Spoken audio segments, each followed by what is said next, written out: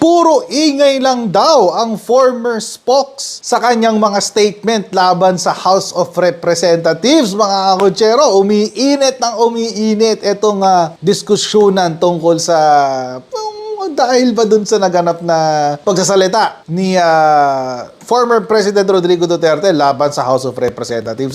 So marami pong nagko-comment, lalo-lalo sa House of Representatives, na I stand for Speaker Romualdez, etc. etc. It's their, bahala sila dyan, mga kutsero, kasi alam nyo naman, mga kutsero, sa loob po ng Kongreso, and this is very, very important, na dapat maintindihan po nating lahat.